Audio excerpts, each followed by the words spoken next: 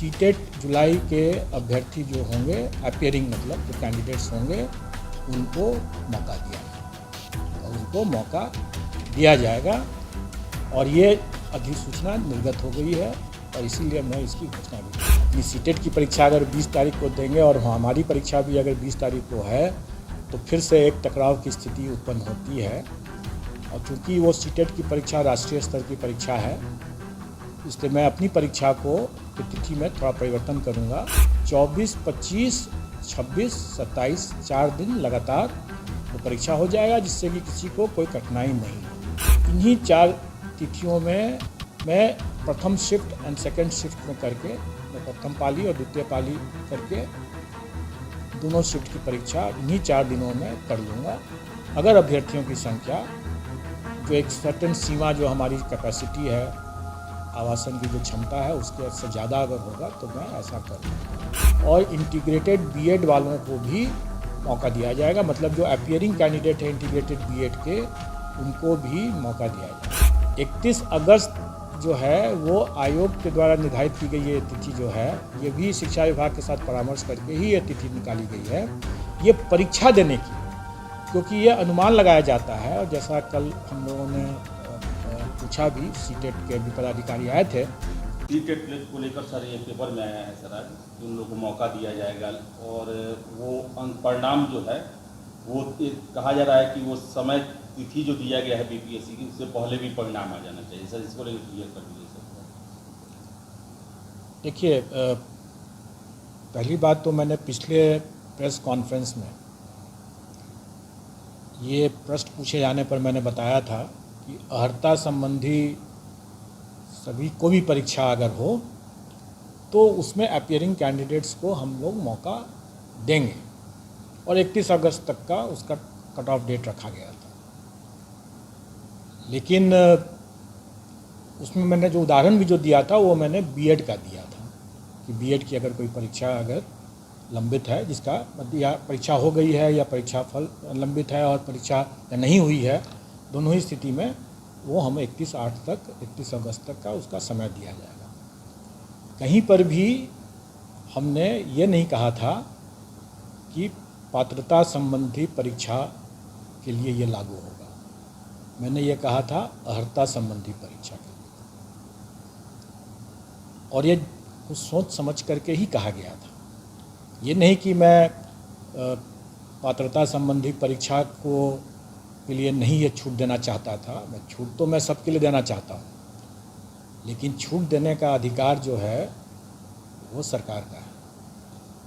बिना सरकार की अनुमति के उसकी कोई घोषणा नहीं की जा सकती है, और इसीलिए मैंने अर्हता संबंधी कोई भी परीक्षा के लिए ये घोषणा किया था। कुछ नासमझ लोग अपनी नासमझी में या अति उत्साह में आकर के इसको ये लोग पात्रता संबंधी परीक्षा पर भी मान बैठे।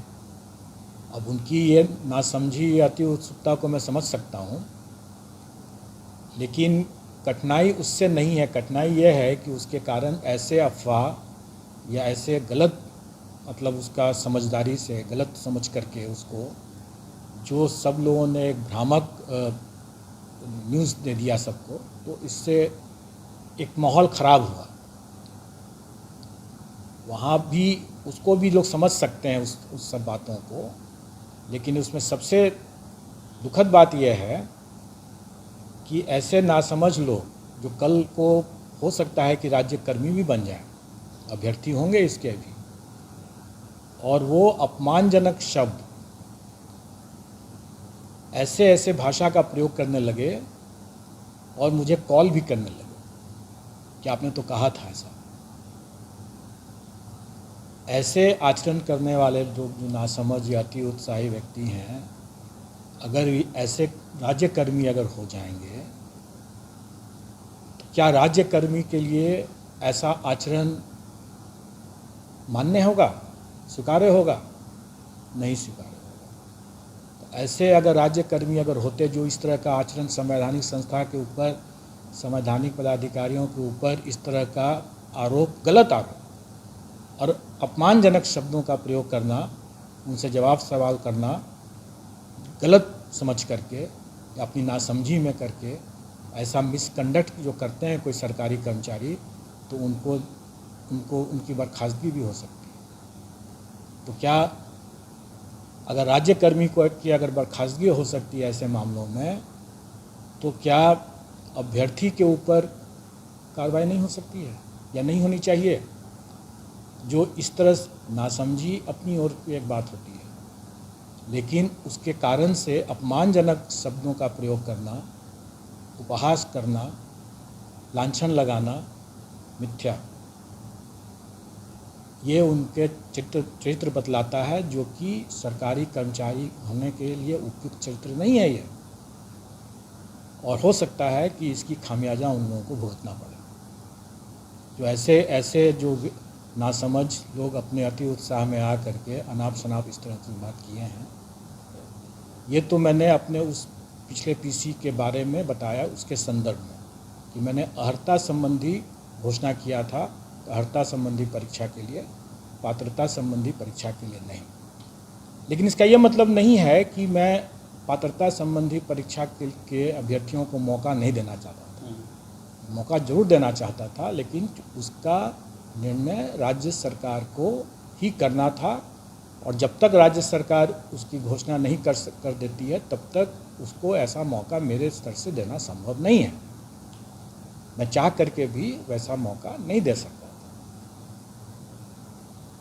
कल हमारी बैठक शिक्षा विभाग के अपर मुख्य सचिव पाठक जी आए थे और उनके पदाधिकारी टीम भी आई हुई थी, और हम लोगों ने यहाँ पर आयोग में बैठक करके और सर्वसम्मति से ये निर्णय लिया कि सीटेट जुलाई के अभ्यर्थी जो होंगे, अपीयरिंग मतलब जो कैंडिडेट्स होंगे, उनको मौका दिया जाए और उनको मौका दिया जाएगा। और ये अधिसूचना निर्गत हो गई है और इसीलिए मैं इसकी घोषणा भी कर रहा हूँ। दूसरी बात कि ये परीक्षा जो है ये 20 अगस्त को होने वाली है, और हमारी परीक्षा टीआरई की जो परीक्षा है वो पूर्व से घोषित है 19, 20 और 26, 27। तो अब मैं समझ सकता हूँ कि अगर सीटेट अभ्यर्थी को अगर मैं अपनी सीटेट की परीक्षा अगर 20 तारीख को देंगे और हमारी परीक्षा भी अगर 20 तारीख को है, तो फिर से एक टकराव की स्थिति उत्पन्न होती है। और चूंकि वो सीटेट की परीक्षा राष्ट्रीय स्तर की परीक्षा है, इसलिए मैं अपनी परीक्षा को की तिथि में थोड़ा परिवर्तन करूँगा, और ये परिवर्तन करके मैं उसको 4 दिन लगातार कर दूँगा।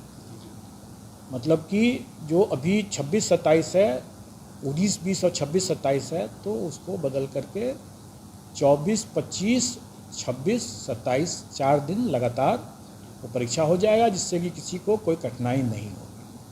और जैसा मैंने पहले भी स्पष्ट किया हुआ है, मेरे विज्ञापन में भी निकला हुआ है कि अगर अभ्यर्थियों की संख्या अधिक हो जाएगी तो मैं 2 शिफ्ट में परीक्षा लूँगा, उसकी बाध्यता हो जाएगी।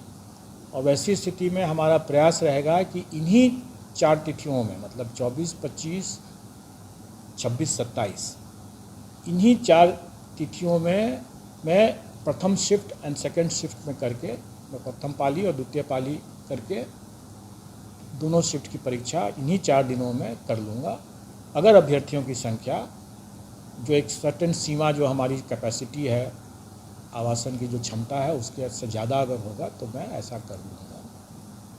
इसके अतिरिक्त और भी लोगों की जो थी मांग थी अभ्यर्थियों की, उसके उन पर भी कुछ बिंदुओं पर हुआ है, जिसमें सबसे महत्वपूर्ण एक बिंदु यह है कि इंटीग्रेटेड बीएड के अभ्यर्थी जो होंगे, बीएड के अभ्यर्थियों के लिए तो हम लोगों ने पहले भी वो दे रखा था। इंटीग्रेटेड बीएड में चूँकि बीएड के साथ साथ उनका ग्रेजुएशन की डिग्री भी दोनों एक साथ मिलेगा, और पूर्व में ग्रेजुएशन की डिग्री पर शिक्षा विभाग की तरफ से उसकी कोई मतलब क्लैरिटी नहीं आया था, इसलिए वो मामला रुका हुआ था।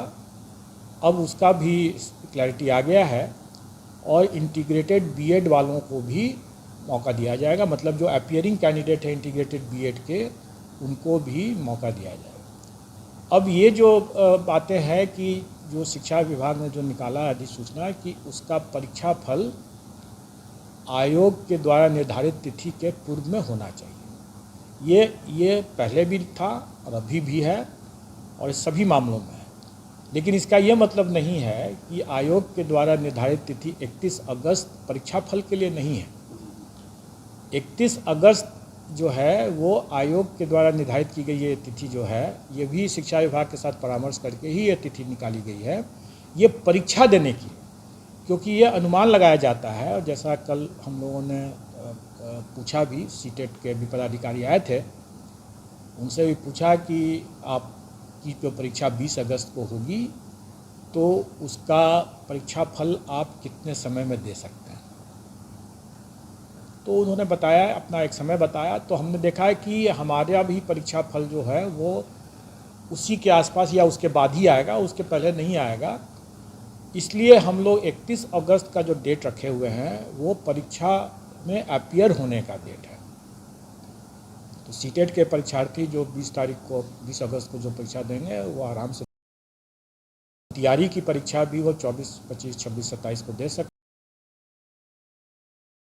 परीक्षा फल जो हमारे अपनी परीक्षा फल आने के पहले वो आ चुका रहेगा, इसलिए उनको उस कट ऑफ तिथि से उनको घबराने की ज़रूरत नहीं है, क्योंकि उसका निर्धारण अभी हुआ भी नहीं है।